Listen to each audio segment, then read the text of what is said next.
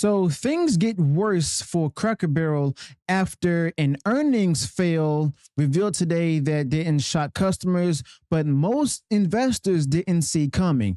You see, Cracker Barrel was once the stop where families trusted for home style food and a familiar atmosphere. And today, Cracker Barrel is struggling to keep that reputation alive as financial problems and customer frustration continue to pile up. So you see, the latest reports show that Cracker Barrel is slipping in both sales and trust, with longtime fans calling the chain unrecognizable. Now, what was once a symbol of tradition now has Cracker Barrel fighting to hold on to its place in American culture. Okay, so as you all know, the restaurant sales told one side of the story, ticking up just 1.1% to $682.4 million. That's a bump came not from a sudden surge of people flocking in, but menu prices going up 4.2% and traffic creeping up just 2.1%. I mean, wow, you get a rise because you rose the price for the menu items.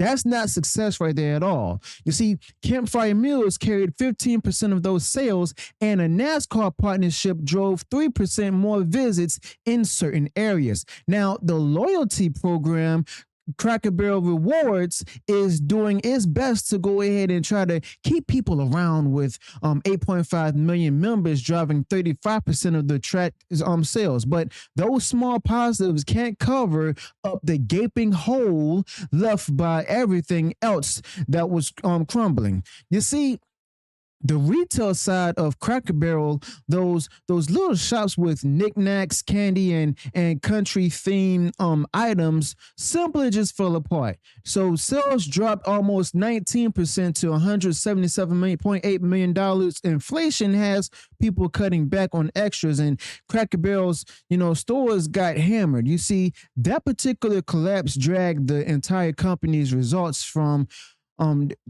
down with it. Now, honestly, these reports say then that the inflation and stuff is also part of the blame for it. Actually, it's not, to be honest. I mean, if it is, that's just a small percentage of it. But the fact of the matter remains that it started going downhill even before the backlash with the logo change and the change in the restaurants. Now, the net income fell nearly 28% to $32.5 million. Adjusted earnings per share fell from 1.65 to $1.23, and they may have beaten, Wall Street's 77-cent estimate, but the reality is that the labor costs actually climbed 3.5%. Ingredients were nearly 3% higher, and margins are being eaten alive, basically.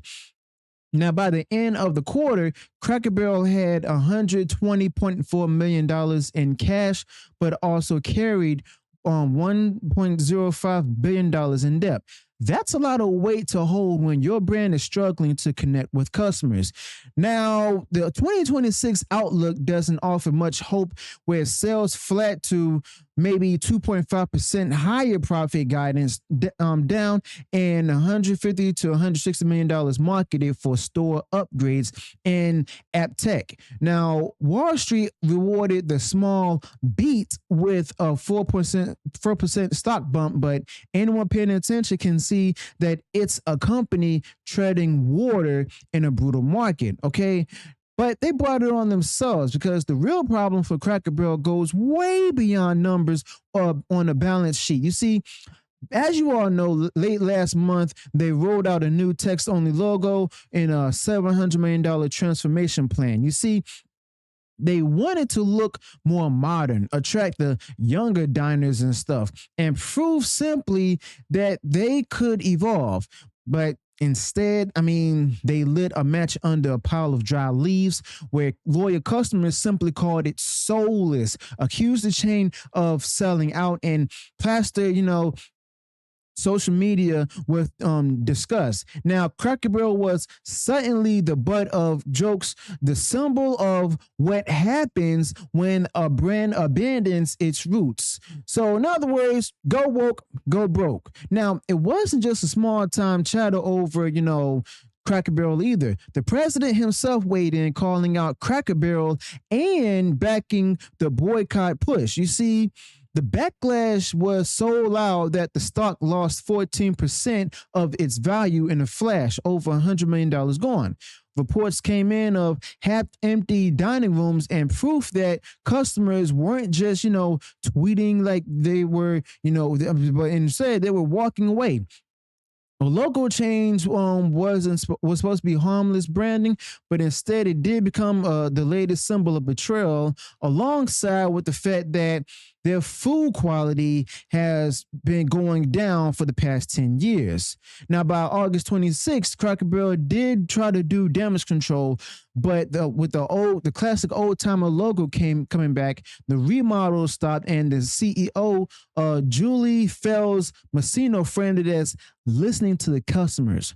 But activist investors like Sardar Baglari tore into management for blowing so much money on a misstep that alienated the core audience. Okay, even the online review websites out there crashed to 1.4 out of 5 stars. Loyalists who had hung on for years finally said enough is enough.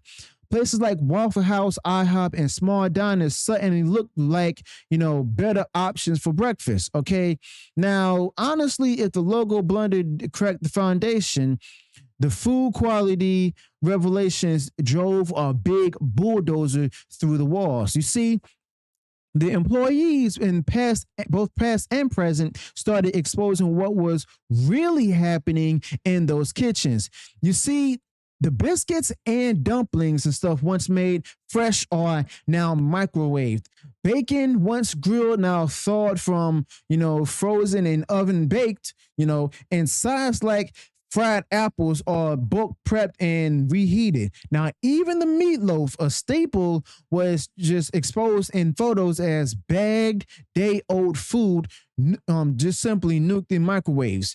Now, the customers who always believed that, Cracker Barrel stood for real home-style meals are now learning that they've been fed shortcuts. Now, one ex-cook from Cracker Barrel went viral, posting photos of microplastic garbage meatloaf. Others even talked about the slashed kitchen hours from Cracker Barrel, spoiled food tossed out, and understaffed shifts that's leaving customers waiting longer for sloppier meals. And people aren't blind. You see, they taste the difference too. Reviews are now talking about, greasy scraps of bacon and stuff, smaller portions, and even dishes that don't resemble what the chain was known for. I mean, that's really upsetting right there. But the anger isn't just, online rants. There's a Tennessee location that was caught throwing out 45 pounds of spoiled food in September of this month. Workers admitted that it was about, waste reduction, but the customers, saw the truth. It's about cutting corners, basically. Now, at the same time, the prices have gone up 5% or more in 2 years. You see, people are paying more and getting less and realizing Cracker Barrel is not the same. You see, that sense of betrayal simply cuts deep when you've built your brand on trust and nostalgia. Okay. Now, social media simply exploded with boycott calls that weren't just about a logo anymore, where people tied their disgust to the food, the prices, and the sense of being tricked. You see, the phrases like RIP Cracker Barrel started trending online, and even, John Tafter, the respected voice in the food industry, called for accountability, simply saying leadership should be held responsible for just simply eroding the company's authenticity. You see, once you have insiders and industry experts piling on, the damage is not temporary at all. It's simply brand deep. Now the fallout is simple.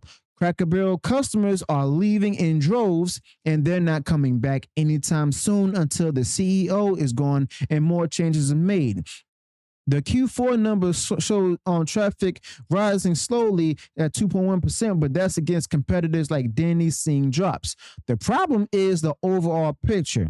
Retail collapsing, restaurant sales barely moving, and customers simply finding better options elsewhere. Okay. Now, when trust is broken, you don't fix it with a new menu item or a shiny app upgrade. You have to win people back with real change, like getting rid of the CEO and the board, and Cracker Barrel hasn't proven that they can do that. Okay, so basically Cracker Barrel is trying to test fresher biscuits, lean on its hits like campfire meals, and stick to the old logo. But these moves look like a band-aid on a deep wound. You see, customers aren't forgetting being told one thing and being served another. With no leadership shakeup and only, cautious plans for the year ahead. And Cracker Barrel is giving the impression that it just wants to ride things out. You see, that doesn't work in a world where loyalists simply feel betrayed.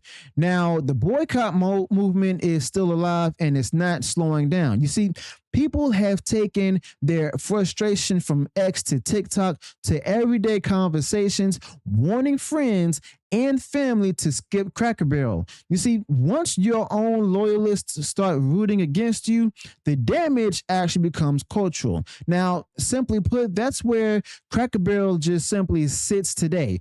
A company that's mocked online, criticized by customers, and losing the identity that it built over decades. Okay, so basically, for a brand that once symbolized comfort and tradition, Cracker Barrel now risks being remembered as the chain that sold out and cut corners until nobody cared anymore. Now, financially, they might hold on for a while, but culturally, well, they're already slipping. Now, you can rebuild a balance sheet, but honestly, you can't buy back the trust once it's gone.